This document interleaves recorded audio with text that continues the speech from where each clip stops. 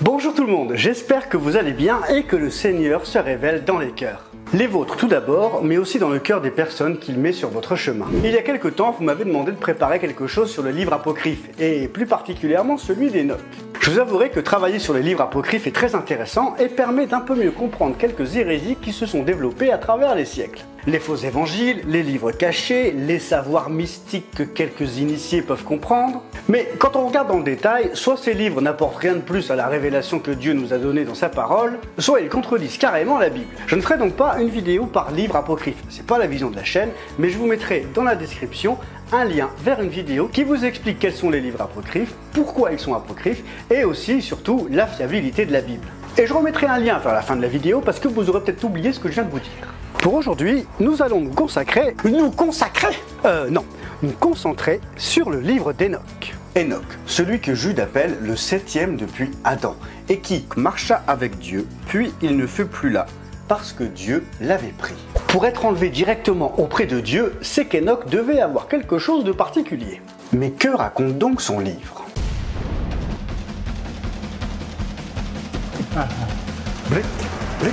C'est biblique. Avant toute chose, il faut savoir que le livre d'Enoch est une compilation de plusieurs livres. Le livre des veilleurs, le livre des paraboles, le traité d'astronomie, le livre des songes et la lettre d'Enoch à ses enfants. Ça, c'est ce qui constitue le premier livre d'Enoch, qu'on appelle plus communément un Enoch. Il y a encore deux autres volumes. Le livre des secrets d'Enoch, qui raconte sa visite au 7e ciel. Dans le 7e ciel? Oh bah carrément. Il n'est pas dans le 3e ciel, le paradis? Selon ce que nous dit Paul dans 2 Corinthiens 12, 2, je connais un homme en Christ qui, il y a 14 ans, a été enlevé jusqu'au 3e ciel, au paradis, et a entendu des paroles inexprimables qu'il n'est pas permis à un homme de redire. Bref.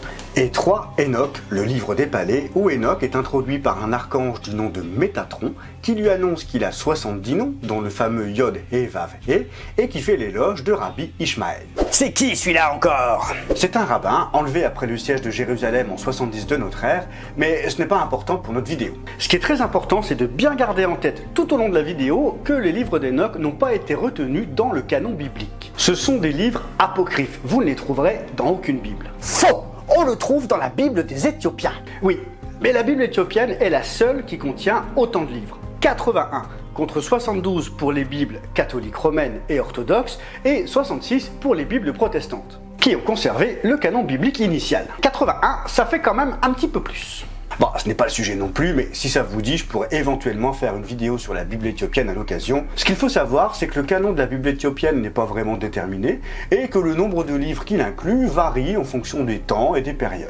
Bref, revenons à ce qui nous intéresse, un Enoch. Je ne parlerai pas de 2 Enoch et 3 Enoch, car ils sont vraiment mystiques et auraient, entre autres, inspiré la Kabbale juive. Vu mon passé dans l'occulte, je me suis pas trop concentré sur leur lecture. Bon, on y va là, parce que j'ai l'impression que ça fait 5 minutes que tu fais ton intro. Bon, et ça va, oui? Tu me laisses gérer? De toute façon, je mettrai un sommaire dans la vidéo, de manière à ce que celles et ceux qui le souhaitent puissent accéder directement aux parties qui les intéressent. Et oui, cette vidéo risque d'être un poil plus longue que d'habitude. Il y en a des choses à dire.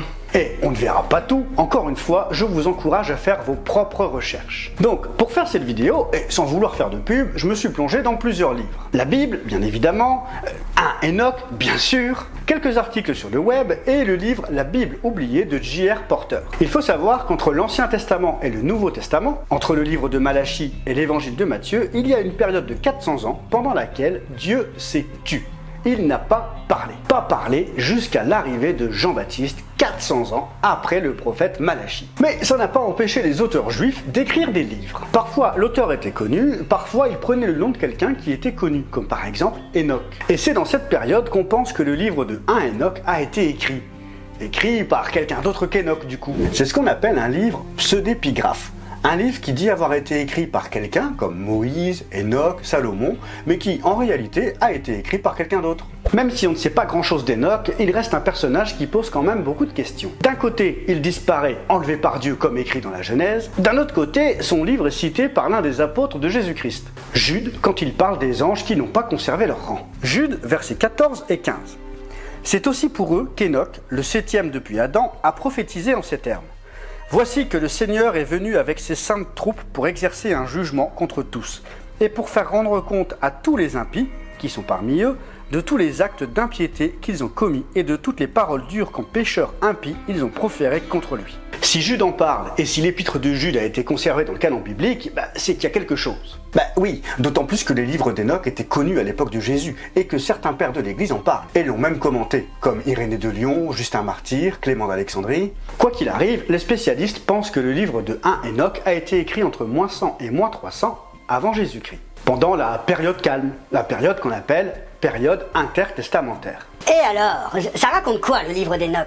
Et alors, ça raconte quoi le livre d'Enoch? Eh bien, comme je le disais, c'est une compilation de plusieurs livres. Le premier livre est le livre des veilleurs. Dans ce livre, Enoch nous donne une description du paradis, et on y découvre aussi des anges qui sont appelés les veilleurs. Ces anges qui tombèrent amoureux des filles des hommes. Ça nous rappelle bien Genèse 6, verset 2. Les fils de Dieu virent que les filles des hommes étaient belles, et ils en prirent pour femmes parmi toutes celles qu'ils choisirent. Ces anges auraient des chefs, dont l'un d'eux s'appelle Samiasa. Et qu'au lieu d'avoir des enfants de chair avec eux, ces anges seraient rentrés en communion avec ces filles. Ils leur auraient appris des choses qu'elles auraient elles-mêmes transmises à leurs enfants, faisant d'eux des géants, mais des géants spirituels. Voilà, ça devient chelou. Et qu'est-ce qu'elles auraient appris? Eh bien, l'un des veilleurs qui s'appelle Azaziel leur aurait enseigné plein d'iniquités et leur aurait aussi enseigné ce qui se passe dans les cieux. Tiens donc, ça me rappelle certains maîtres ascensionnés qu'on peut rencontrer dans quelques pratiques spirituelles aujourd'hui. Un autre leur aurait enseigné la sorcellerie, les signes, les pierres précieuses, les couteaux et plein d'autres choses qui ne plaisent pas trop à Dieu. Le livre d'Enoch nous dit que les archanges auraient donné l'alerte quand ils ont commencé à voir les flots de sang sur la terre. Michael, Gabriel, Raphaël et Suriel. De là s'ensuit tout un passage où les anges expliquent à Enoch les vents, le lieu de punition des veilleurs, ils l'emmènent dans un lieu où se trouvent 7 montagnes, puis finalement Jérusalem, qui est considérée comme étant le centre du monde, et lui donne enfin le droit de voir l'arbre de la science. De l'arbre de la science? Le livre de 1 Enoch nous dit que c'est de cet arbre qu'auraient mangé Adam et Ève. Mais je croyais que c'était l'arbre de la connaissance du bien et du mal. Oui, mais 1 Enoch nous dit que c'est l'arbre de la science. Il y a un truc qui colle pas. C'est peut-être aussi pour ça que c'est un livre qui n'a pas été retenu dans le canon biblique. Ensuite, nous avons le livre des paraboles. Comme Jésus qui faisait des paraboles? Eh bien non, pas tout à fait.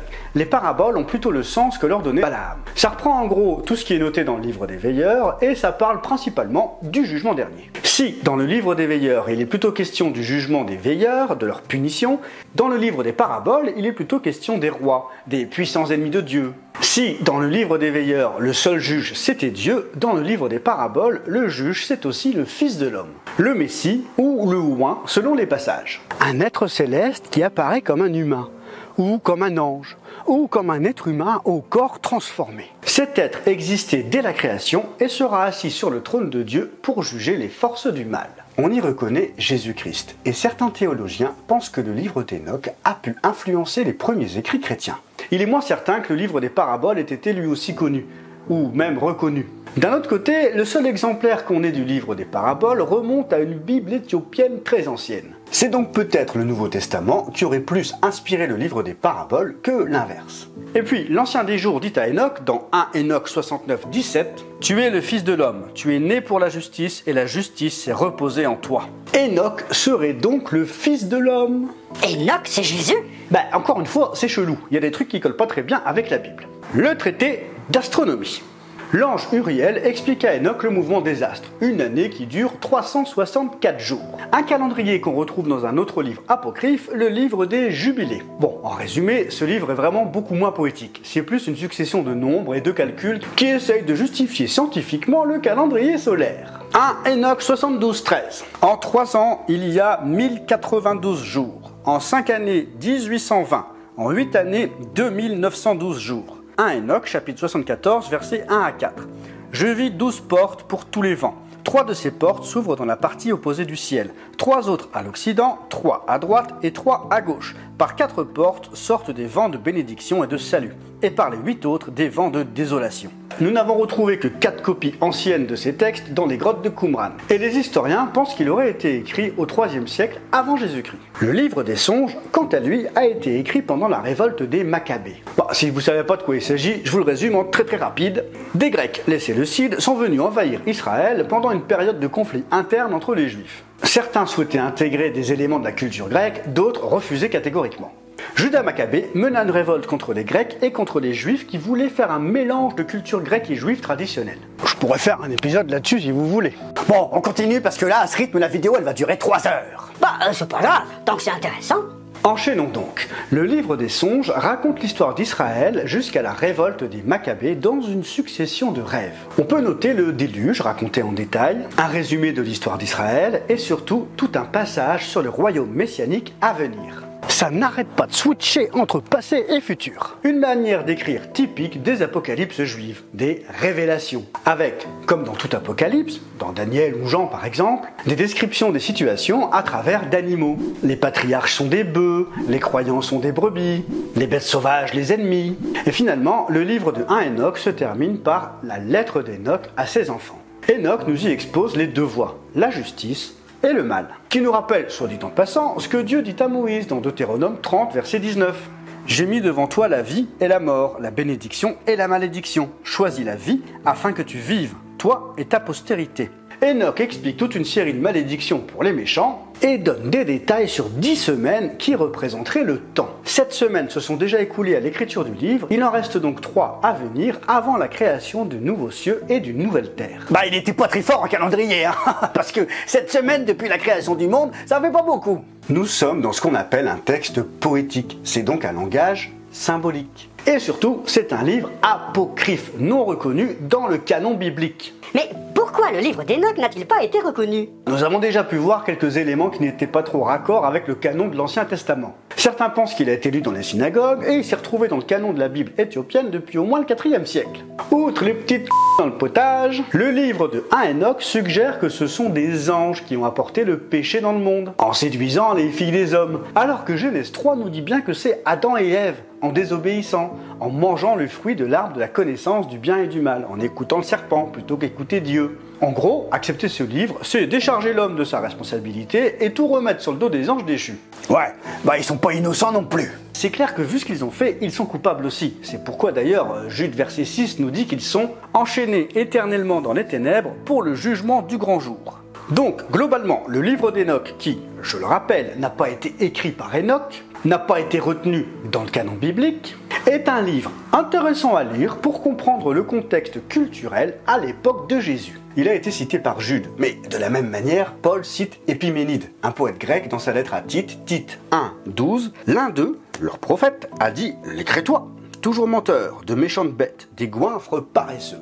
Mais ce n'est pas parce qu'il cite une phrase de ce poète pour illustrer son propos qu'il est tout à fait d'accord avec tout ce que ce poète a dit. De plus, les Juifs n'ont pas intégré le livre d'Enoch dans le canon du Tanakh, l'Ancien Testament. Il n'y a donc aucune raison pour que les premiers chrétiens, qui étaient juifs avant d'être chrétiens, l'intègrent aussi dans leurs écritures. Et finalement, il y a des points de doctrine qui dérangent. Les anges cités par Enoch n'apparaissent nulle part ailleurs dans les 66 livres de la Bible, à part Michael et Gabriel. Et il y a pas mal de passages un petit peu fantaisistes où par exemple des géants s'amusent à manger la nourriture des hommes. Il est dit que Enoch est l'intermédiaire entre Dieu et les hommes, les dimensions de la lune et du soleil sont égales, et que Lamech, petit-fils d'Enoch, va engendrer un fils étrange, différent des humains, qu'il va appeler Noé. Ceci dit, certains pères de l'Église donnaient du crédit au livre d'Enoch. Et en finalité, Enoch qui a été enlevé par Dieu, on pourrait comprendre que Enoch ait été épargné d'une mort atroce que connaissaient les gens qui vivaient dans la société de son époque. Si on reprend le livre des Hébreux, dans Hébreux 11 à partir du verset 5, c'est à cause de sa foi qu'Enoch a été enlevé pour échapper à la mort, et on ne l'a plus retrouvé parce que Dieu l'avait enlevé. C'est dans la foi qu'ils sont tous morts, et ils ont reconnu qu'ils étaient étrangers et voyageurs sur la terre. Le premier mot « mort » est Thanatos, qui évoque la mort du corps, avec la pensée de la misère future en enfer. Le deuxième mot dans l'expression « tous sont morts » est apotnesko, qui évoque plutôt la mort naturelle, ou la mort par quelque chose, en tout cas la mort physique. On pourrait donc comprendre que Enoch est mort physiquement, mais il a été enlevé pour échapper à la mort spirituelle, la mort éternelle. Donc, pour conclure, je dirais que le livre d'Enoch est intéressant à lire pour comprendre le contexte culturel à l'époque de Jésus. Tu l'as déjà dit! Oui, mais c'est toujours bien de repréciser. Pour comprendre le contexte culturel à l'époque de Jésus. Mais surtout, ne fondez aucune doctrine sur le livre d'Enoch. Ne cherchez pas de révélations cachées ou de savoir mystique qui n'aurait été révélé que à Enoch. D'autant plus que ce n'est pas Enoch qui l'a écrit, mais quelqu'un dont on ne connaît rien, à part le fait qu'il connaissait très bien les Écritures. Donc si vous voulez lire le livre d'Enoch, allez-y, il n'y a pas de souci particulier, mais demandez au Saint-Esprit de vous donner le discernement nécessaire. S'il a été écarté du canon biblique, c'est pas pour rien. Soyez bénis.